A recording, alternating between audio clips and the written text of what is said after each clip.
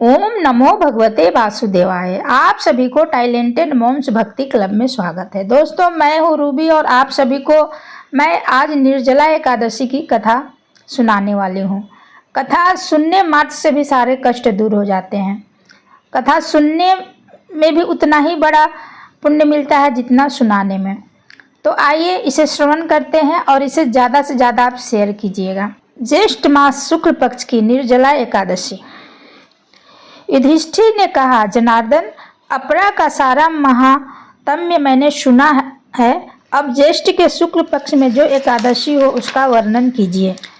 भगवान कृष्ण बोले, राजन, इसका वर्णन परम धर्मात्मा सत्यवती नंदन व्यास जी करेंगे, क्योंकि ये संपूर्ण शास्त्रों के तत्वज्ञ और वेदांगों के पारंगत विद्वान हैं।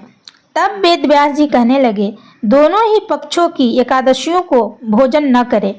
द्वादशी को स्नान आदि होकर पवित्र फूलों से भगवान केशव की पूजा करके नित्य कर्म समाप्त होने के पश्चात पहले ब्राह्मणों को भोजन देकर अंत में स्वयं भोजन करें। राजन, जन नाशक सोच और मरना सोच में भी एकादशी को व्रत नहीं करना चाहिए। यह सुनकर भीमसेन बोले, परम बुद्धिमान पितामह, मेरी बात सुनिए।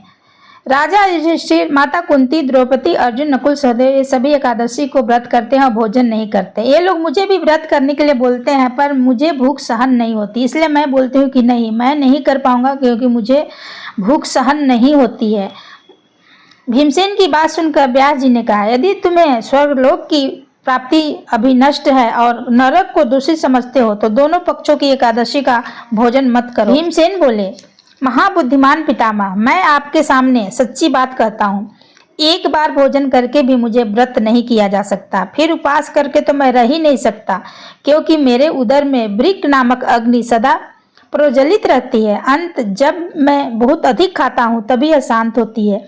इसलिए महामुने, मैं वर्ष भर में केवल एक ही उपवास कर सकता हूँ, जिसके स्वर्ग की प्राप्ति सुलभ हो तथा जिसके कारण से मैं कल्याण का भागी हो सकूं। ऐसा कोई एक व्रत निश्चय करके मुझे बताइए, मैं उसका यथोचित रूप से पालन करूंगा। व्यास जी ने कहा, भीम, ज्येष्ठ मास के सूर्य वृष राशि पर हो या मिथुन राशि पर शुक्ल पक्ष में जो एकादशी हो उसका यत्न पूर्वक निर्जला व्रत करो। केवल कुल्ला या आचमन करने के लिए मुख में जल डाल सकते हो, उसको छोड़कर और किसी प्रकार का जल विद्वान पुरुष मुख में न डालें, अन्यथा व्रत भंग हो जाता है। एकादशी को सूर्योदय से लेकर दूसरे दिन सूर्य उदय तक मनुष्य जल का त्याग करे तो यह पूर्ण व्रत कहलाएगा। तदंतर द्वादशी को निर्मल प्रातः काल में स्नान करके ब्राह्मणों को विधि पूर्वक जल और सुवर्ण दान करे। इस प्रकार सब कार्य पूरा करके जितेंद्रिय पुरुष ब्राह्मणों के साथ भोजन करे।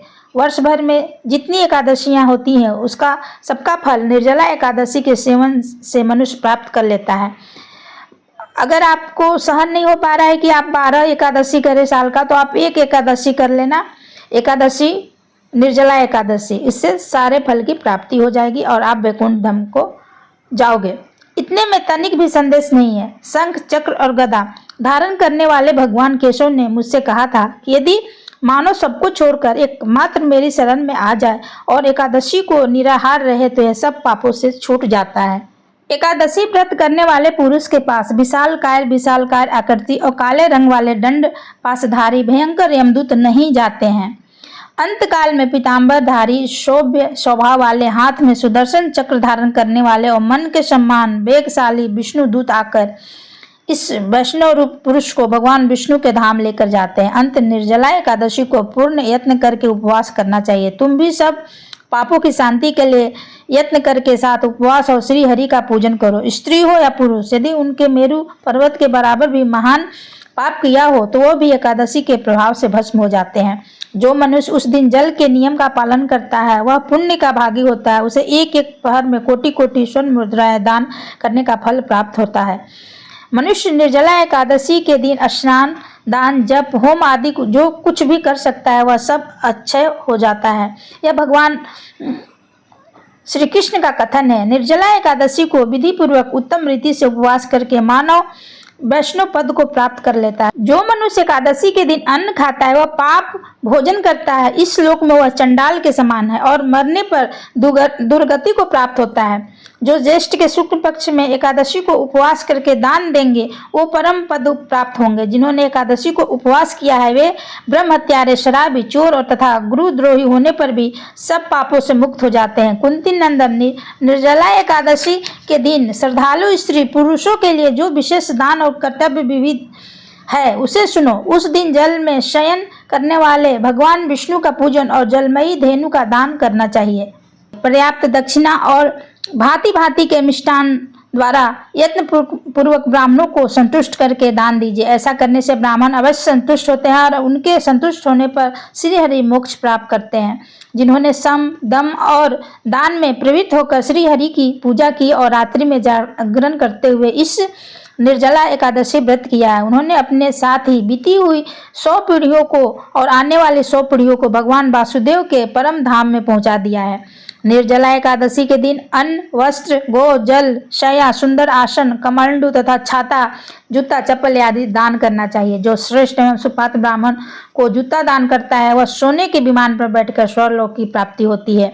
जो इस एकादशी की महिमा को भक्ति पूर्वक सुनाता है तथा सुनता है, भक्ति पूर्वक उसका वर्णन करता है, वे दोनों स्वर्गलोक को जाते हैं।